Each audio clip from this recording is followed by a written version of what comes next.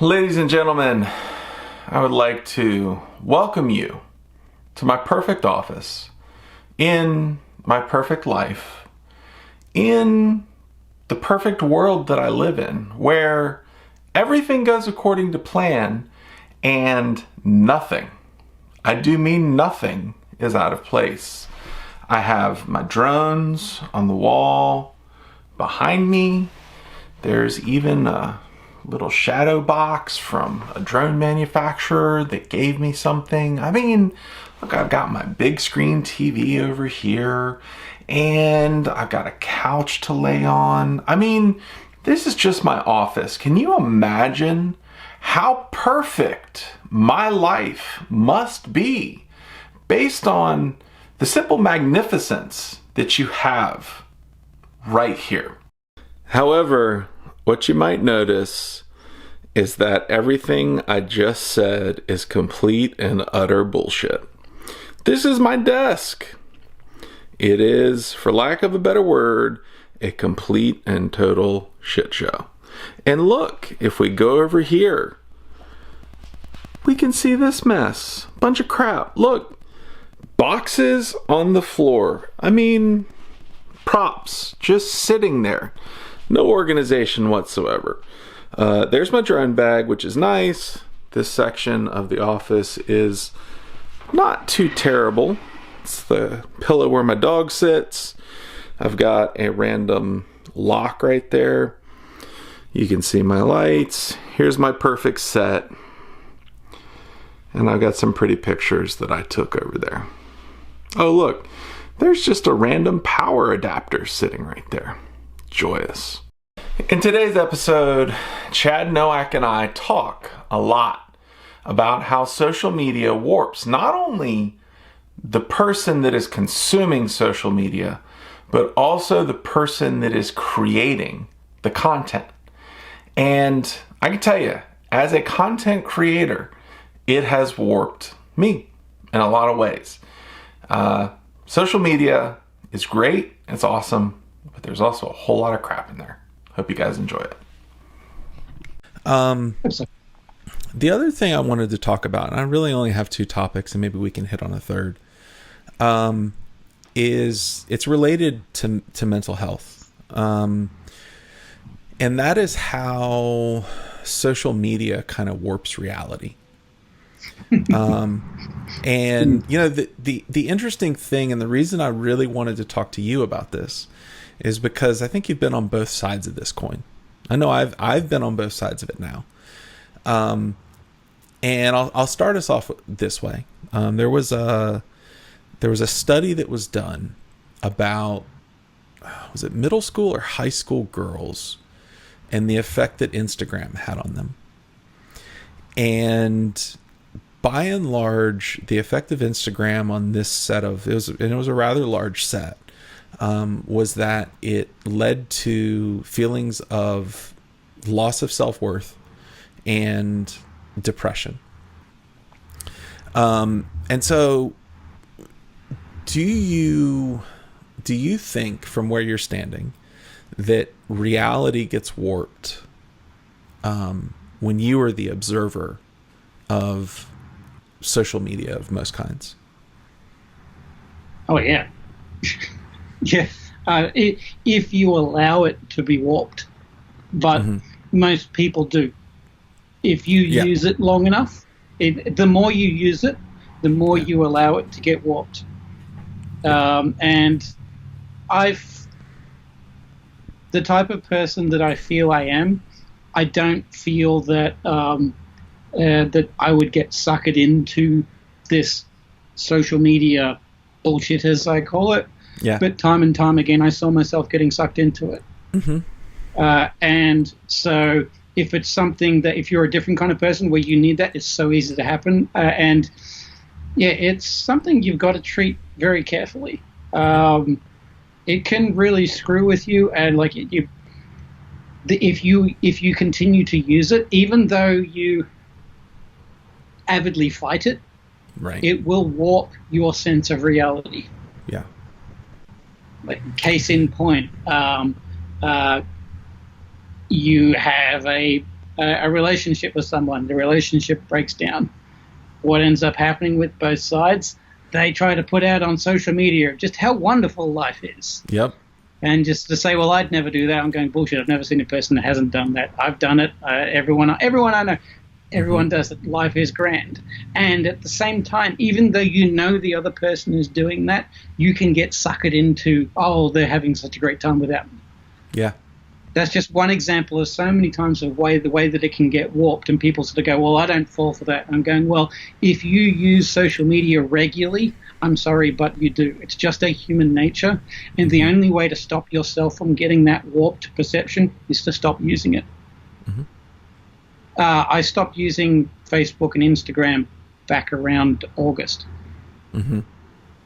And I have Facebook on my gaming computer, which I go in every once in a while, and I don't even get on the internet, so like I don't have the app on my phone or anything like that. So I have to go out of my way, and I can't even remember what my login. I changed the login code so that it would. There's a lot of steps there to make it harder to get. There's if I friction. if I want to, I could log on there, but the amount of work required to get on my phone is to the point where I can't be bothered. So probably once every couple of weeks, 2 to 3 weeks, I'll jump on and I'll skim for 5 minutes through my feed. And I've noticed that not being on social media, people are not tagging me anymore because they're not getting a reaction from me anymore. Right. So they give up. So my notifications feed is less and less, and of course Facebook is emailing me going, "Hey, you should check out this." I'm going, I don't care. Right. Yeah. And the interesting thing is, like we're creatures of habit. I mean, my partner was talking about like habit is like if you can do something for 2 weeks, it starts becoming habit. So if you can stop doing something for like 2 weeks, it stops becoming a habit. Right. And so like you get out of that being sucked. No longer sucked into it. And now I scroll through the Facebook feed and I'm like, what is everyone's fucking problem? Like it's just bitching and negative and swearing and arguing and look, here's a picture of my cat and I'm like, this is so fucking useless. Get outside and enjoy it. And I mean, like I give you that advice, but I'm guilty of falling into that trap, and it happens time and time again. But I'm out long enough now that so long as I moderate it, don't feel that I'm like I could very easily go in there, but I'm not at that point where I'm like, oh, I really want to go and check, and I just don't care. Even things like it suffered. I've got to go and have a look at it because I basically never look at it. You were lucky because you caught me at the right time. But even things on Messenger, I ignore messages on Messenger, and I know that's hurting because I know I've got some acquaintances and friends, lots of stuff out there which haven't heard boot from me for a while. But I'm like, you know what? Sorry, I've actually got to. I'm cutting myself right off. And then sometime in the new year, I'll get back to these people. If they really care for me, they'll wait. They won't have a problem with it. And like if there's something important, really important that they need to get in contact, they'll find a way.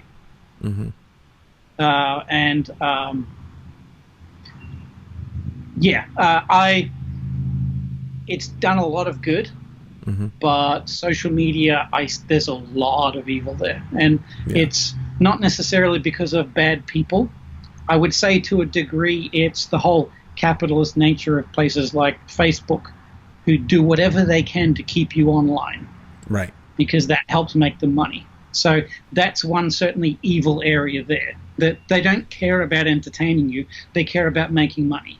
And that's screen time for you, keeping you on there, all that sort of stuff. They're not interested in what's good for you. They're interested in their bottom line. How many ads can they serve in a given feed? That's the evil there. But I'm not saying the people on Facebook are evil. Right. I think the issue lays with us as a human species. I remember I watched a documentary where I think it's something like, 160 people or something like that is the most that people can deal with in a group sense. And when the group gets bigger than that, chaos starts happening, because we as species are not used to dealing with extremely large groups. We just don't know how to deal with that. And that's what social media has brought. And who knows, in 10, 20, 50 years or whatever, we will probably adapt to be able to deal with that. But maybe it takes longer. Maybe we never do. I don't know. But all I know is at this point in time, the human species as we know it doesn't know how to deal with this new technology that's been thrust upon us in a very short space of time and given us the abilities and freedoms that we've never had previously. That even though we're like, we need to have this ability, like freedom of speech and everyone's got an equal voice. It's like, how's that working for you? I think one of my favorites, and this is a total digression, but you know, people that want to come onto the comments section of my channel and be just complete jackasses, and sometimes I shut them down and they get upset. You know what? I've got freedom of speech and you can't do this to me. And it's like, actually I can, and I just did. And I really don't want to ever hear from you again. I know that, you know, my wife and I have talked a lot about this. We don't, my oldest is 14, my youngest is 10, and they keep asking for Instagram, social media, Snapchat, whatever. And I've told them, I've said, look, when your personality is strong enough that you can look at these things and withstand it and be self-confident in who you are, then I'll allow you to have it. Otherwise, when you turn 18, it's your choice. Yeah. And I can't remember his name. There's a, I think he's of Indian background, maybe, or I don't want to get it wrong. He's one of the ex sort of big managers of Facebook. I can't remember his name. I see him on YouTube when I look up some things every once in a while. And he's, I don't want to say anti-Facebook, but he's like, be careful of this. This is a guy who built Facebook up to a decent stage. He won't even let his kids have social media. And when they said, do your kids have a phone or an iPad or an iPhone? And he said, no, they don't. And he said, are you stopping them from having it? And he said, no. He goes, I won't buy them that. He goes, if they want to go out and get a job and buy one themselves, then they can. But they're also going to get the phone plan. They're going to get everything else. Then as a parent, I will limit them to the amount of time they're allowed on it. But I'm not gonna go out and buy that sort of stuff. And at this point in time, when they don't have it, no, they're not on Facebook. No, they're not on that, because they need to understand and learn the values of life to get to an adult, so that they're actually programmed as a human being correctly before they get into that. I mean, the way that I look at it, you and myself, we were born in the day and age before internet, before all this technology, before social media. Okay, so we got up to adulthood before all this. And look how fucked up we can get. Right? No, it's the truth. And now if you go and combine that with the kids of today who they're not any better prepared in terms of the way that we've progressed as a human society. They're not mentally different. And now that's thrust into them from the age of like 3. No wonder we've got all these health issues. And it's an interesting time. And people sort of say, well, you should just use Facebook for the way it was intended and blah, blah, blah, blah. It's kind of like going, totally agree. I totally agree that it's there is a massive amount of onus on the user. Like, I'm not going to go out and sue Facebook for any problems that I've had on Facebook. I'm going to own up to my own things and fix my own problems. But at the same time, I'm going to point a finger at Facebook and say, you started this, and your whole your whole drive is money. So it's kind of like saying someone who's addicted to gambling. Yeah. I have a real problem with people saying it's all the casino's fault. Right. Well, actually, the gambler was not forced to go there. So they have to own like 80% of it. Yeah. You've got a problem, you have to deal with it. But at the same time, there's also a noticeable side of the casino, right, that does everything they can to make that person come back, regardless of whether it's the correct thing to do, right, morally correct thing to do. Yeah. And I think that's the thing. Yeah. So Facebook and like these social media have got a lot to answer for, but at the same time, we also have to own up to our inconsistencies as humans as well. So you've obviously been a consumer of social media, but you've been on the other side of it, and so have I, which is the creation side, the content side, right? Where you go out and you want to make the pretty things that people want to look at. And your intent as the reason I do these interviews is not, well, I don't want to say that. I do these interviews because I get to talk to folks that I never would have gotten to talk to, like you, like Bruce Simpson. There's so many folks that I've gotten to speak with that it's just a true pleasure to speak with them. But I also wrap these things up into a package, and then I put them up onto YouTube, and I dole them out to keep the views coming, right? Like it's 100%. I stumbled on a model that worked, and I've continued to use it. And as a result, the channel has grown. Things are good with it. But the question I have for you, and I mean, you got to see some of that with the Rotor Riot days, where, the content had to get bigger and bigger and better and better and bigger and better. And like, at what point can it just not get any bigger? Right? What does the constant searching for views and clicks and likes and all of that stuff do? How does that warp the reality of the content creator, do you think? I guess it depends on their drive. Mm-hmm. It depends on whether they're that sort of self-centered, sort of fame-orientated person, mm-hmm. or someone more like yourself. Hey, who doesn't like a bit of fame? Right. Having 1,000 people pat you on the back going, "You're awesome." Shit, that feels good. I'm going to do that again. Right. Yeah. So it depends. But it's like, that feels good, but that's not your number one priority. Right. Your number one priority, for example, of this is you want to talk about mental health and you want to help people. Right. That's your main goal. If you happen to get a little bit of fame or maybe a little bit of money out of it, awesome.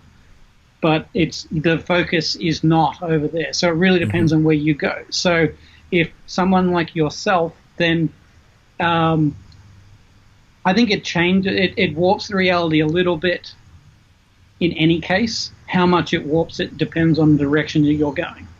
So I'm not going to speak for you, but I'm sure, knowing enough about you, that you've made decisions going, no, I'm not going that way. Right. Because that's not being me, that's not being real. Mm-hmm. And I know that I'm potentially losing out in fame or money or views by going that way, but I'm not going that way because I want to be me. I can give you the perfect example of that. Okay, go ahead. The decision that I made, the first time I ever had you on, I had talked to a few folks, and Capper decided he wanted to buy a sponsorship, and Rotor Riot sponsored your episode, and I was like, I read the comments. And you knew, and I told you going into it and gave you the option to hit the eject button. I said, this is what's going to happen. I've done this, I've sold this, and I feel like I'm obligated to do it. And you were okay with it, which I was grateful for. But after I did that, I was like, the reason why I was okay with it was because you told me. Yeah. Now, if I had not told you, that's when I would have been pissed. Yeah, I would not have. No, I literally for a few days, I thought about that. I was like, how do I navigate this? After that experience, and really thinking about it, when I realized there was a conflict of interest, because the same people that I would be seeking sponsorships from, I might be having to say hard things about. And would that, like if I got a sponsorship from RDQ, would all this stuff have happened between me and Derek and Tyler and, all that hit the fan? Most sponsors do not like you saying anything bad. No. And I realized, I was like, I can't take sponsorships. Like I could take a sponsorship from Squarespace, right? Yeah. But I can't take a sponsorship from inside the FPV industry because it is not fair to someone. Or it will not be fair to someone. And so I had to, even though those were very lucrative for me, I had to take a stand on principle and say, I'm not going to do it. Yeah. And even if it's not necessarily fair on someone, it can hurt the outlook of others looking at you. Right. Whether or not you've done something shonky or not, people will see that and they will go, I can't trust this guy because he's just taken this sponsorship and now he's talking about that topic. Yeah. Case in point for me was frames. Mm-hmm. I'm an engineered mind person on this stuff, and I loved talking about frames. Early on the piece, you'd always hear me talking about my views on frames. I'm not getting this frame because I don't like this, blah, blah, blah, blah. And I remember Chris from Armatan, we had a phone call, we had a massive argument because he didn't like me talking shit about one of his frames and he was losing his mind over all this sort of stuff. And it's like, look, I have no peace in this battle. Right. So I'm not. I will say what and I'm not going to go out there and just destroy a frame. But if someone asks me a question, then I'm going to answer it. Mm-hmm. The moment that I came out with the reverb, which I designed and I was getting a profit on, you'll notice that my opinions of frames publicly stopped. Yeah. Because now I had a piece in the puddle. So whether or not I was being honest and true to my word or not doesn't matter. Right. I'm biased whether I like it or not. I'm now biased. Yeah, you're biased. And it's not, compromise is not the right word. But maybe biased is the right word. I mean, you at some point everyone is biased to a certain degree, whether they like it or not. That's just a fact of life. Yeah. I'm digressing on your it's question. Fine. It's fine. Go ahead. When you were talking about as a creator how you can warp reality. Yeah. Like I said, for someone like, for example, using you as an example, because hey, you're an easy one. You're right there in front of me. Yep. And you've given reasons why you made those choices. I had I don't know if you'd call it a privilege, I had the position of seeing a lot of YouTube content creators and seeing the content that they created, seeing the brand that they put out there, seeing the videos that they posted, and then seeing the real person when the camera stopped. Mm-hmm. And in so many cases, they were so different, it wasn't funny. Yep. Now, you can say that's a right thing or a wrong thing, or this is the brand that I'm putting out and it's different to the person. But, okay, you want to do a warped perception of reality? That right there is the biggest perception of warped reality that I've ever seen. And that was the biggest problem that I had. Yeah. It's kind of like saying me going over to America going, well, people don't like your Australian accent, so let's all give you an American accent.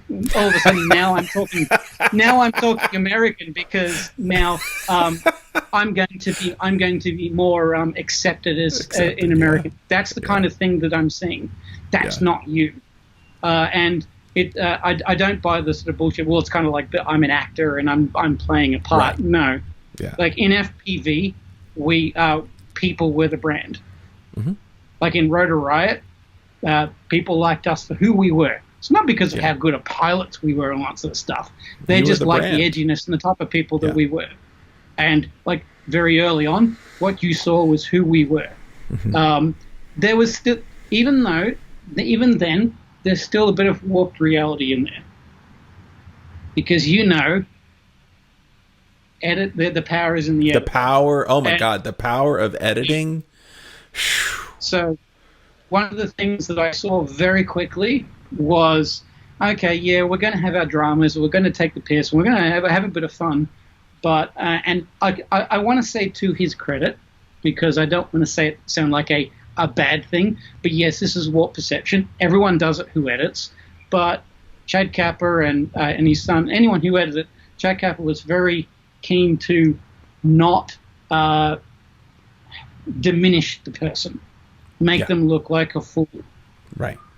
So, like, I'm sure there was plenty of times for me that he did it for me, but like, me and Steele always had that sort of like brotherly fighting versus love. Right. I saw so many times there where we were filming stuff there where could have used that footage to make Steele look like a complete dick. Yeah. And it wasn't done in the edit. And like I said, I'm not just saying Steele's a dick. It's an example. Everyone in the group, same thing, and I'm probably the same thing for me as well, where the choice of the editor was to, okay, let's not make them look like a complete fool because we don't want people to hate that person. And that's like, there is always a case of warped reality and that sort of stuff. Yeah. And similar things, even in your interviews, you could very easily cut out 5 seconds, which could change things. Mm-hmm. And things like, okay, we're recording now. Yeah, well, I'm gonna play the stuff before we were recording. Right. Yeah. I mean, all these little things. There's, so I think this. We didn't explicitly state it beforehand, but I think you may remember this from last time. I give everybody a timeout. I say, hey, if you're not comfortable with a question, if you don't like how you answered, if there's something that you don't like, tell me, and it won't go into the show. And part of that is that I operate on a principle of I want to respect the person that I'm interviewing. I don't want them to come off as a jerk face. That's come back to bite me a few times. Unfortunately. This is the whole big problem with social media, YouTube, TV, editing. Right. It is all very much a warped perception. Yeah. Because we've been talking for, 1-2 hours or something like that. That's fine. But we've been talking for 1 to 2 hours. I'm over 40 years old. 2 hours of a 40-year lifespan. That doesn't define a person. Right. And there's so much stuff. People judge people on YouTube over a 2-minute video. Yeah. Not taking into account that it's edited. And the same thing with any kind of social media. Facebook, Instagram. Mm-hmm. Oh, okay, I can take a 45-second video. Mm-hmm. He's cool because I saw a 45-second video, or he's a dick. Right. When I do go on Instagram, I go on checking some other people that I've been around and I've been involved with, and I look at some of the crap that is posted on these videos and that sort of stuff, and it's like, that's the persona that you want to put out of the. I know what kind of a person you are because I've seen you at midnight after you've eaten dinner and first time you've woken up when the camera's not rolling. That's not you. That's a completely different person. Right. And I've always tried to be as real as I can, but the reality is, even with everyone, it's a fake reality. It's like, okay, we're going to talk to you. Okay, camera's rolling. Hey, and the camera stops. I'm like, I'm fucking tired because I've got jet lag, that sort of stuff. Right. So it's all fake to a certain degree. It just depends on how much that fakeness is pushed. And the problem is that we as a society tend to believe that fakeness. Yeah.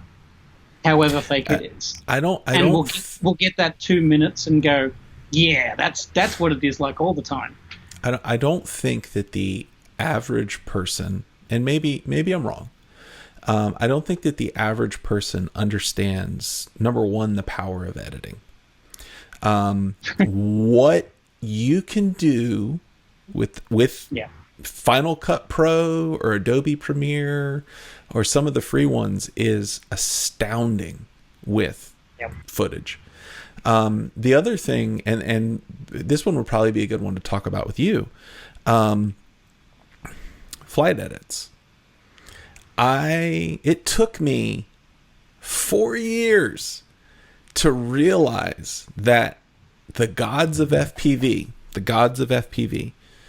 do not just walk out onto the field, strap a battery to their quad, and fly perfectly, and then walk away. Right? Like it took 4 years for me to realize, oh, like these guys are flying like 4 hours, and they might pull one flight edit out of 4 hours worth of footage.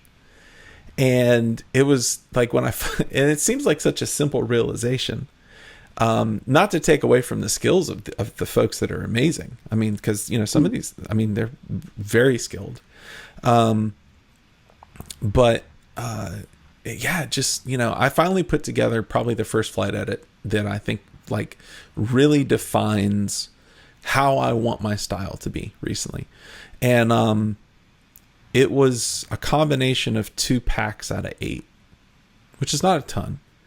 But I realized, I was like, you know what? I've got control over what goes in and what doesn't. And anybody who sees that might think it's amazing. But I know for me, I used to watch a lot of flight edits, and I would watch Drew Camden, and I would love to see him fly.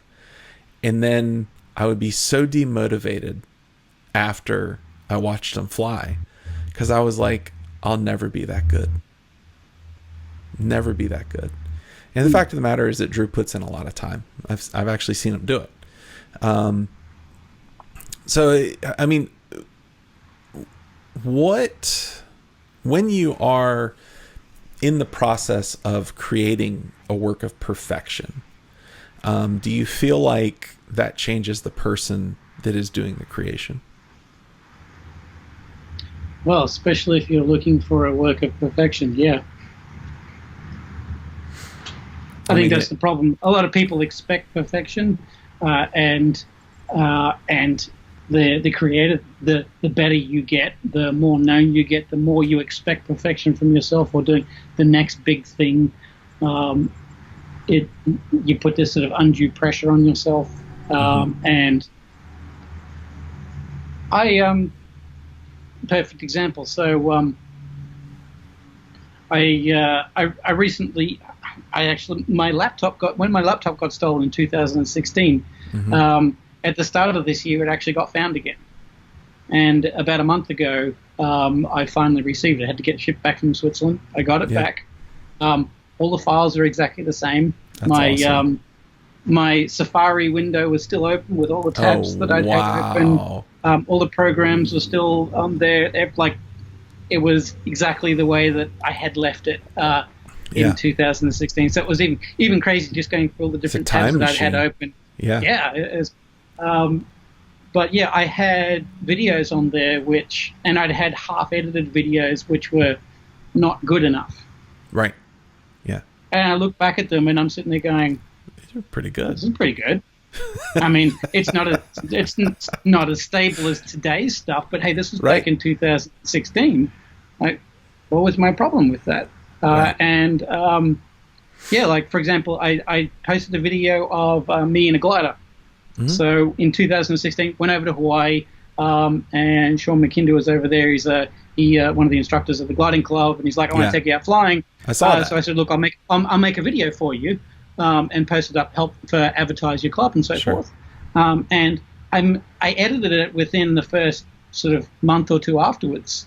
And I was like, it's like 98% there. I'm not quite happy with it. And I'm going to tweak it, and I'd tweak it, and I'd tweak it, and I'd tweak it. And then my laptop got stolen. And it never went out there. And now that I look back at it, and I'm going, you released looks it, fine. Right? Yeah, well, the funny thing was, I had no intention of, I released that one. I didn't want to release them straight away. I put them up on YouTube because I had them somewhere else to store them. Yeah. And I put them up both as unlisted. And for whatever reason, one of them came up as public. And I didn't know it would come up as public. And I'm getting all these fucking emails of Final Glide is back. And I'm like, what are you talking about? I was like, I must have switched one of the switches wrong and made it public. And I was like, okay, I'll publish both of them. But I didn't intend to do that. Like, I was like, maybe, I don't know, in a couple of months I'll post them or whatever, when I feel like it. And so it kind of forced my hand. Yeah. But posted that up there. And it's interesting, this sort of like this expectation of perfection that people are after. And I just think about how much footage that I never posted because it wasn't good enough. And I think about all these other really talented pilots out there that didn't post this footage because it wasn't good enough. It wasn't good enough. There must be heaps out there. Yeah. And I mean, this is coming from someone where I'm sort of like, I'm trying to be real and trying to not be perfect. The Final Glide, be real. And even I was still being very picky about what I posted. Because it's like, if you post something in there, there's a hint of Jello. There's half the comments of like, it's Jello, you're shit. Yeah, your tune sucks. Oh, man. I still remember I did a live feed years ago. I won't mention the pilot in question, but he knows who he is. And I was talking about how to get the perfect tune and all that sort of stuff and get perfect video. And I basically said, you can't. It doesn't exist. Yeah. Like, all the pro pilots still suffer from Jello, because Jello was still a real thing back then. And they suffer from quads that just fly like shit one day. We don't know why. Do you want to know how they get all of the good footage out there? Is they fly like 40 packs a day. Mm-hmm. They've got 6 quads on their backpack. And they've got a couple of GoPros. And 4 of them fly like shit and 2 of them fly great. So they use the ones that are good. Mm-hmm. But they're not perfect. And I mentioned a pilot's name, and he got back to me, and he fucking let loose. Hey, you fucking... no. And I'm sitting there going, I'm not saying you're cheating. I'm just saying that you know it is. I've learned around you. Yeah, you do a lot, and there's 80% of the stuff you throw away. That's editing for you. Whatever you film, 80% of it goes on the cutting room floor. Mm-hmm. That's how it works. But there was sort of like this hatred of like, oh no, people are finding out that I'm not perfect. Right. This is like, as a content producer, you've got this whether people want to admit it or not. You've got this sort of pressure of need to be perfect. What's the next big thing? All that sort of stuff. Why do you think that they are constantly doing all these new extreme and crazy things? What did you do that? Why did you think that would be a good idea? Right. Because I need to find the next thing. Because if I don't find the next thing, someone else will be, and then I'll be a nobody then. And then you won't watch my videos, then you won't buy my products. Mm-hmm. Yeah. This is why the extreme personalities actually win out in this, because that's what they want to do. And they'll do what they need to do to continue on. I went out flying a few days ago, and it was a beautiful day. My aunt and my uncle live on, it's called Linkhorn Bay. It's a tributary of the Lynnhaven, which empties out into the Chesapeake Bay. It is, they have their property. It's been in their family for 70 years. It's a beautiful property and a beautiful house. And I went out, and they've got these really, 100 plus foot pine trees in their backyard, and then the bay, water, right? And so I was like, you know what? I'm really feeling it. I'm going to go out, I'm going to fly. And I'm going to, I'm going to fly over the water because that freaks people out. And I'm going to, do as many split S's as I can over these pine trees, and the footage is going to be amazing, and everybody's going to love it. And I was going to have a good time too, and I was going to share it with my aunt and uncle. Like, I had all these big plans. And I get there, and I'm like, crap, I don't have any good props. And so I went looking through my bag, and I found a set of props that looked okay. And they weren't okay. And so I went and I flew all my packs, put my quad, over the water, did all this crazy stuff, did all the split S's, and then I get back home and I look at the footage and I was like, it's ruined. It's ruined. It's worthless. And I sat back and I thought about it, because there was just so much jello. The props, you could, the props just were not good. And I sat there and I thought about it for the night, and I was like, you know what? At the very least, I'd like to give this to my aunt and uncle because they've never seen their property from this perspective before, and I was pretty sure they'd love it. And I ended up putting a flight edit together, and I put them together quickly. I don't know. A lot of people take a lot of time. I don't. And I got done with it, and I was like, it's not great, but maybe it's good enough. So I put it out. 98% of the people loved it. One or two guys were like, your footage looks like shit. And one guy was really pissed off because I didn't crash in the water.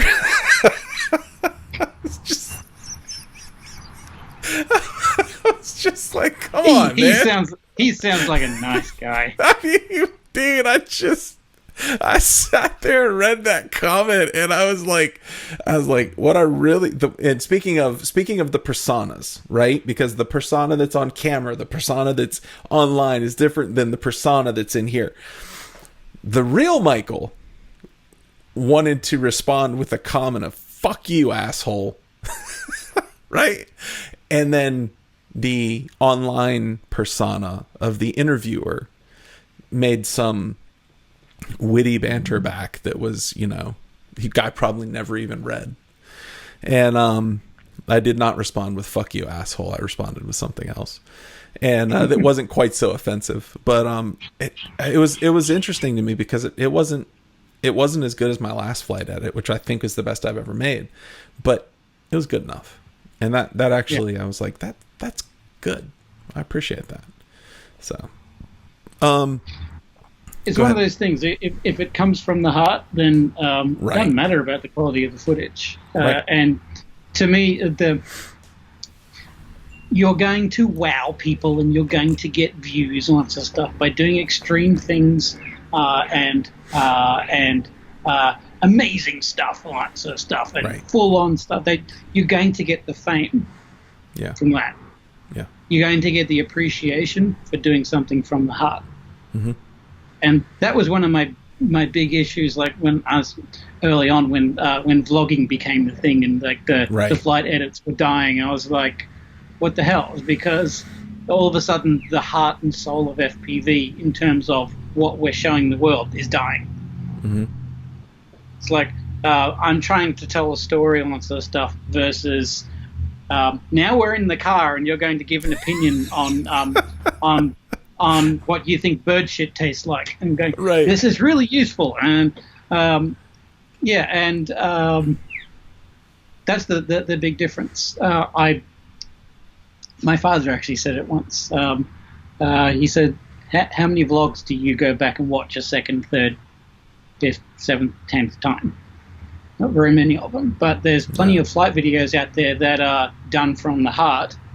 That doesn't necessarily mean they're the most perfect video in the world, but there's something that you can relate to. They're the ones that you go back to. You have one that I go back to on a regular basis. I mean, Hawaii Balls was the one that caught me. Like you hooked me into this hobby. Thank you. That's a fame video right there. That was like, there's no story there. That's sort of like pow. Oh yeah, that was amazing. Yeah. But I think the one that you have that I told you this, that I like the most is removing oneself from the equation. And I go back to that video, I don't know, once every 6 months, and I watch it. And I remember the day that you put it out. I was sitting on the couch and it just dropped, and I was like, I got to watch this right now. And the footage let me rephrase that. There's jello. The flights are not pristine or perfect, but the overall creation is amazing. And you could tell that thing came from your heart. And when the point, and if nobody's seen it, I'm not going to spoil it, but there's the one part where you fly over that one thing where literally I just had chills all over my whole body, and I was like, this is real. Like, this is real. You put this together because of love and not because of some search for fame or perfection. And I loved it. Well, I never even intended all of that. So for people that are not local, we have a number of islands off Brisbane, one of them being Moreton Island. And Moreton Island, you can take a barge over there. There's no roads. It's a sand island, so four-wheel drive country only. And I'm lucky enough that I know the park ranger that runs the entire island that lives on there, and he lives at a heritage listed lighthouse at the top point of Moreton Island. Yeah. So you go over there, you take a four-wheel drive, and you camp. It's all very rustic, lots of stuff. But it's only like 2 hours. You can still, if you look over the horizon on a clear day, you can still see the skyscrapers in the Brisbane CBD. Okay. But yeah, it's all sort of like going camping, lots of stuff. But for me, it's really great because any time that I'm just, life sucks. At that one, things a little changing there, but at that point in time, if life was shitty, I'd give Pete a call. And he'd say, jump on a barge. Him and his wife would meet me in the Ranger 4 drive for an hour and a half through all these things, get to there, and you'd basically be cut off, and you'd just sit there and you'd watch these things that you were talking about, swimming through the ocean, and the dolphins and turtles, and you can just cut yourself off from life. And I remember Mark was kind of like, hey, we need to get away. We're going to organize a trip over to Moreton Island. So he all organized it, just went out there and had a bit of fun. And I was like, you know what, screw this FPV. I was just sort of angry with the world and sort of stuff. And I was like, just leave it all behind. And Mark said, take something.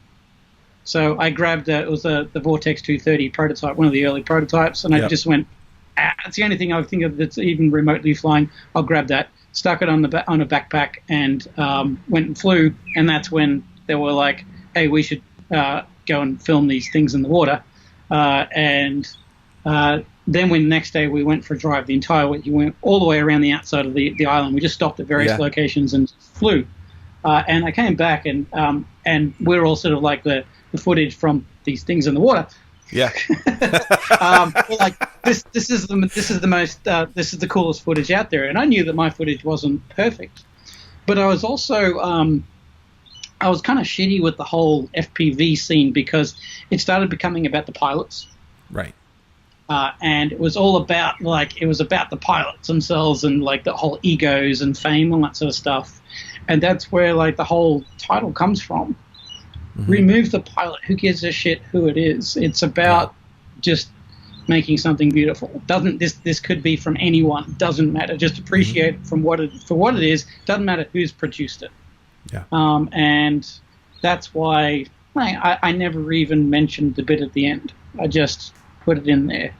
Yeah. And it was sort of like a little, if you're still watching at the end, then it's there. Yeah. And actually I got a couple of comments in the video where they're going, thank you for not mentioning that because it was a nice I went and read through the I watched it recently and I went and read through the comments and that was like, thank you.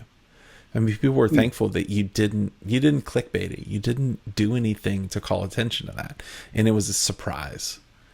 Anyways, I mean, we'll put the link in the show notes. Cause I think that's one of the ones like there's a few, FPV videos, flight edits that I think will live on forever. I think that's one of them. Cause it's special.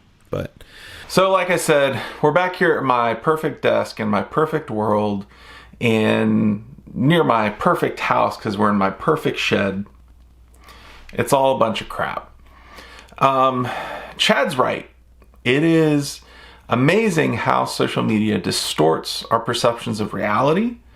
And it is amazing how the magic of editing and the fact that what's just off camera may never come to light. So as you consume my content, as you consume anybody else's content, as you look on Instagram and Facebook and wherever else you look, remember that nobody's life is perfect. And in fact, we are all very fallible, sometimes awful, at times terrible, human beings. And that's just the way it is.